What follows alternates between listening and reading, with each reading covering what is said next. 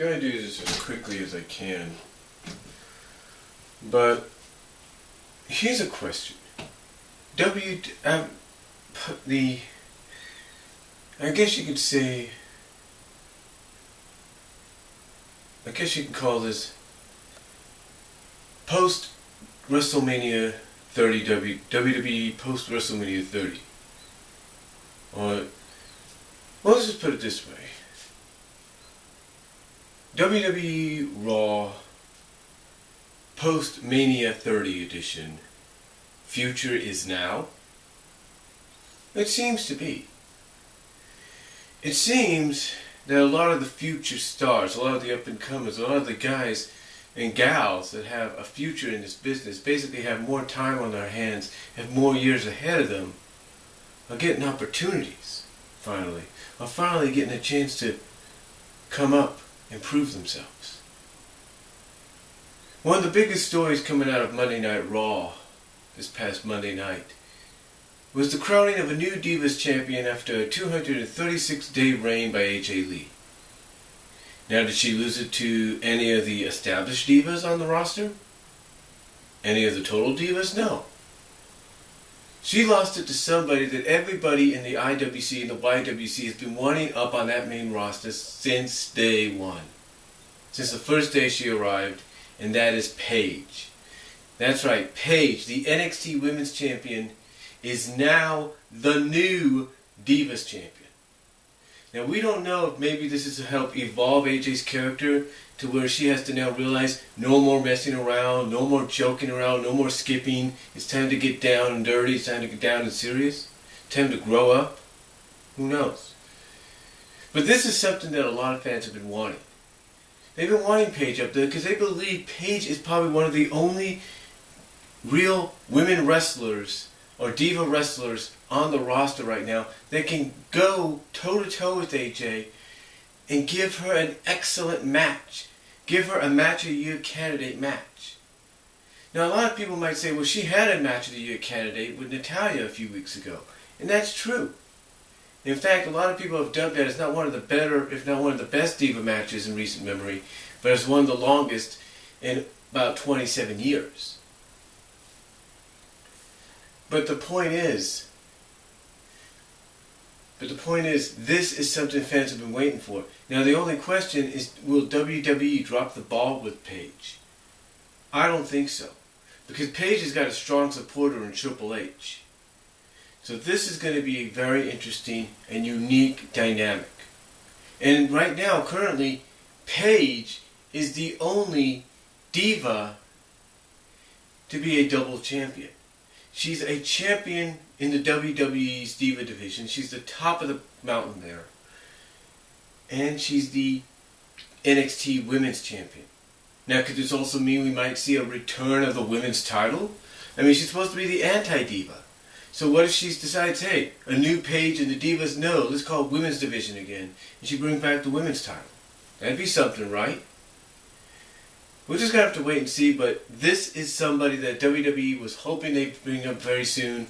And I guess as soon as you saw Summer Rae arrive, you saw Emma arrive, and now Lana, you knew eventually AJ wouldn't be that, not AJ, but Paige wouldn't be that far behind.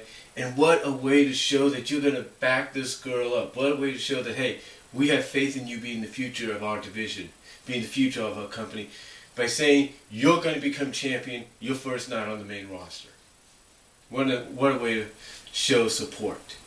And what a way to say the Divas division is back and stronger than ever, and it's going to be just like it was before.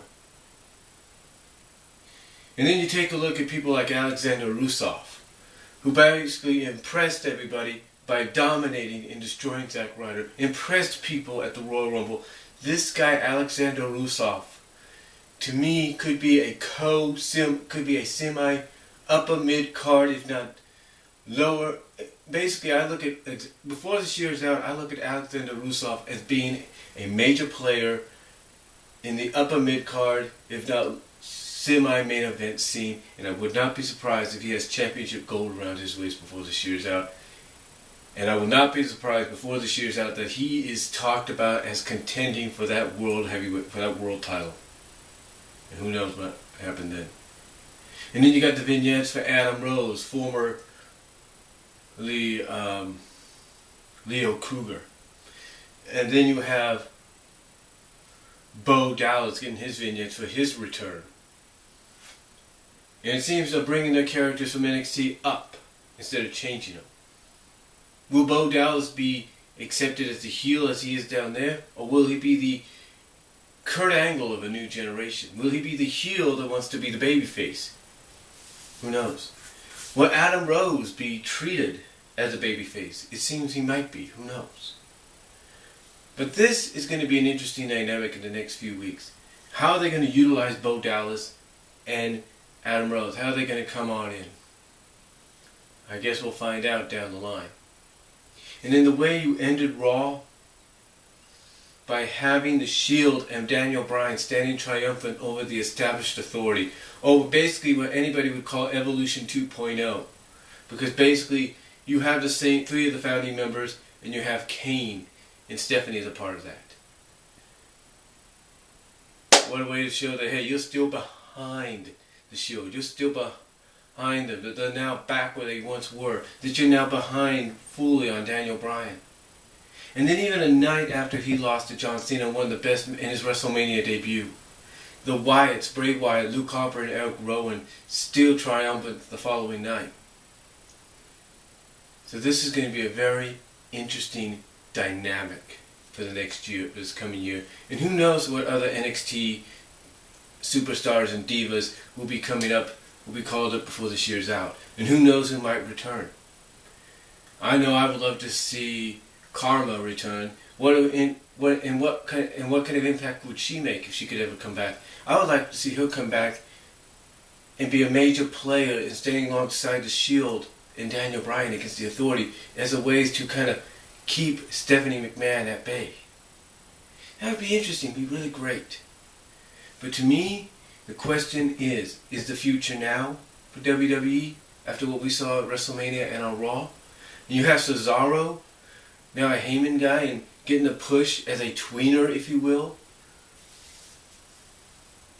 And he's with Paul Heyman. What better way to really set the foundation for this new future of the WWE, in the future of the company, in the future of Raw, SmackDown, and the main and pay-per-views all around, and for the network.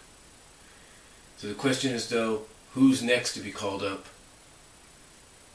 and how big will these people, Paige, Bo, Adam, Cesaro, Shield, Wyatt, Daniel Bryan, what kind of dividends will they pay in the end? And what kind of an impact will they leave going into 2015 and into WrestleMania 31 in my backyard, the Bay Area? Let me know what you guys think, but right now, to me, the future is bright, and let's hope it stays bright. Comments are welcome. Let me know what you think.